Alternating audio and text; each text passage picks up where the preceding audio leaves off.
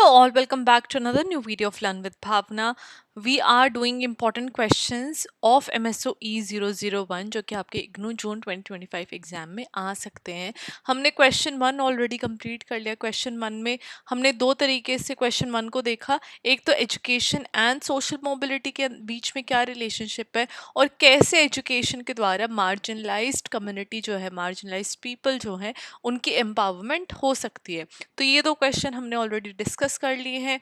इसकी वीडियो, सारी videos actually MSOE 001 के जितने भी इंपॉर्टेंट क्वेश्चन है जो आ सकते हैं आपके एग्जाम में, वो मैंने प्लेलिस्ट बना दी है जून 2025 एग्जाम MSOE 001 के नाम से। वो आपको इस वीडियो के एंड में भी मिल जाएगी उस लिंक प्लेलिस्ट का। अदरवाइज आप चैनल पे जाके प्लेलिस्ट भी फाइंड आउट कर सकते हैं एंड आपको सारे क्वेश्चन वन प्लेस पे उसी प्लेलिस्ट में मिल जाएंगे। ओके ना, अभी जो हम करने जा रहे हैं, we are starting question two, जहाँ पे हमें देखना है कि रोल क्या रहा है एजुकेशन का इन कॉलोनियल टाइम्स इन इंडिया। ना, मॉडर्न एजुकेशन जो आई थी वो कॉलोनियल इंडिया में आई थी, वो काफ़ी ज़्यादा सिग्निफिकेंट थी क्योंकि जो ब्रिटिश रूल के तहत काफ़ी सारे जो चेंजेस है एजुकेशन सिस्टम के अंदर भी लाए गए थे। हमें एक शिफ्ट देखने को मिला था ट्रेडिशनल सिस्टम ऑफ लर्निंग, मतलब कि गुरुकुल्स, मद्रास, पाठशालास, ये जितने भी थे, मदरसा, sorry I am saying Madras, तो गुरुकुल्स एंड मदरसा, पाठशालास, इन सब में एक चेंज होके एक वेस्टर्न स्टाइल ऑफ एजुकेशन हमें देखने को मिला था within the British rule, जो कि इंग्लिश लैंग्वेज के ऊपर बहुत ज़्यादा इंपॉर्टेंस थी, सेकुलर सब्जेक्ट थे और एक सेंट्रलाइज करिकुलम इंट्रोड्यूस किया था within the rule of Britishers. However जो एजुकेशन का रोल था कॉलोनियल टाइम्स में, वो बहुत ज़्यादा we can say contradictory role था, बिकॉज एक इसका कंट्रोलिंग इफेक्ट भी था और लिबरेटिंग इफेक्ट भी था इंडियन सोसाइटी में। बिकॉज आपको पता ही होगा, ये तो हम सब ने सुन रखा है कि भाई ब्रिटिशर्स आए, उन्होंने इतना कुछ अच्छा किया, इंडिया को डेवलप किया, ट्रेन्स बनाई, ये बनाया, रोड्स बनाए, एजुकेशन सिस्टम उन्होंने काफ़ी ज़्यादा सेंट्रलाइज किया।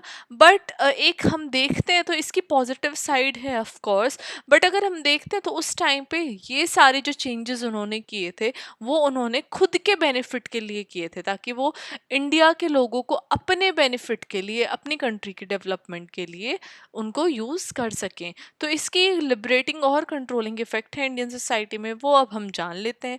कॉलोनियल मोटिव्स क्या थे एजुकेशन के बिहाइंड? तो ब्रिटिशर्स ने एजुकेशन को इसलिए नहीं इंट्रोड्यूस किया कि हम यहाँ के लोगों का भला कर देंगे, उनका अच्छा हो जाएगा। जो मेन मोटिव था ब्रिटिशर्स का वो था एक क्लास ऑफ लॉयल क्लर्क्स को बनाना।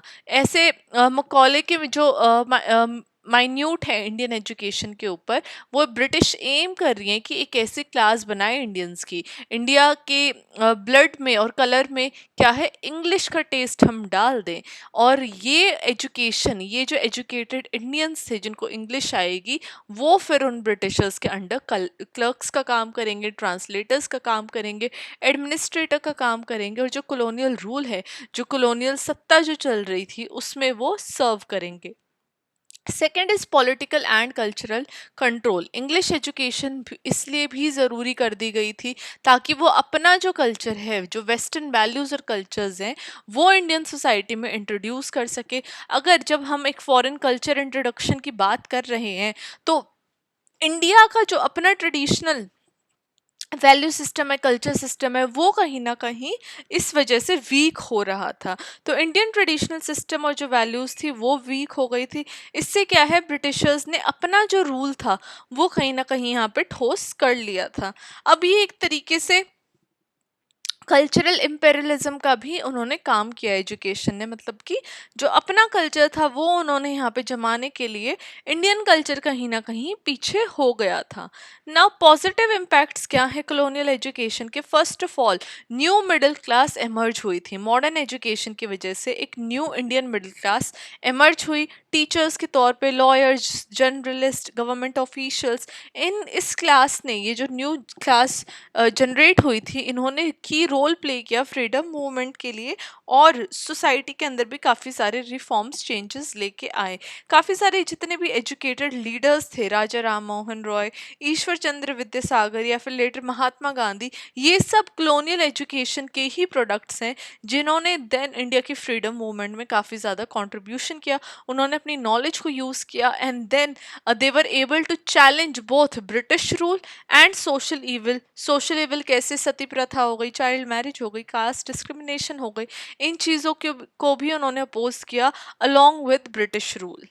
Second is spread of enlightenment values. अब एजुकेशन जब इंट्रोड्यूस की गई इंडियंस के लिए वेस्टर्न आइडियाज़ के तौर पे, जब वेस्टर्न आइडियाज़ भी आने लग गए with in the Indian society, whether that is democracy, equality, nationalism, ये सब आइडियाज़ इंडियंस के भी दिमाग में डाल दिए। एंड ये आइडियाज़ आने के बाद इंडियंस वांटेड वेस्टर्न्स या फिर Indian wanted Britishers to be out of the country. तो एक कॉन्शियसनेस इन आइडियाज़ ने इंडियंस के माइंड में डेवलप की, right. Third is development of print culture and vernacular literature. अब कॉलोनियल एजुकेशन की वजह से न्यूज़पेपर, बुक्स, पब्लिक डिबेट, ये सब भी काफ़ी ज़्यादा छपने लग गए, जिसने कि एक इंडियन आइडेंटिटी को आगे बढ़ावा देने में भी हेल्प की, राइट। नाउ नेगेटिव या फिर लिमिटिंग एस्पेक्ट्स क्या हैं? First is limited access. जो एजुकेशन थी कॉलोनियल टाइम्स में वो सिर्फ रिच लोगों के लिए थी, राइट। जो कुछ एक स्मॉल अपर सेक्शन था, अपर कास्ट थी, अर्बन मेल्स थे, सिर्फ उन्होंने ही इस कॉलोनियल टाइम में एजुकेशन से बेनिफिट उठा पाए। विमेन, दलित, रूरल पॉपुलेशन, ये सब, इन सब को फॉर्मल एजुकेशन की जो बेनिफिट्स थे या फॉर्मल एजुकेशन इनको नहीं मिल पाई। तो एक लिमिटेड एक्सेस एजुकेशन की देखी गई during colonial time. Second is undermining indigenous knowledge system. अब ट्रेडिशनल इंडियन एजुकेशन सिस्टम जो था, जहाँ पे फिलोसफी भी थी, मैथ्स, मेडिसिन थी, लैंग्वेज थी, इन सब को निगलेक्ट कर दिया गया, इनको डी वैल्यू कर दिया गया। इसकी वजह से क्या है, जो Indian system, Indian education system जो था उनका खुद का ट्रेडिशनल, उसमें कहीं ना कहीं जो कॉन्फिडेंस इंडिया ने लूज़ किया और वो कहीं ना कहीं पीछे छूटता गया, निगलेक्ट होता गया, और वेस्टर्न नॉलेज के ऊपर हमारी जो डिपेंडेंसी है वो और भी ज़्यादा बढ़ती गई। Third is language divide. अब ब्रिटिशर्स जो थे, वेस्टर्न्स जो थे, उनका जो एम्फसाइज था, जो फोकस कर रहे थे, वो सिर्फ इंग्लिश लैंग्वेज पे कर रहे थे। तो इस लैंग्वेज ने एक सोशल और कल्चर गैप क्रिएट कर दिया सोसाइटी के अंदर।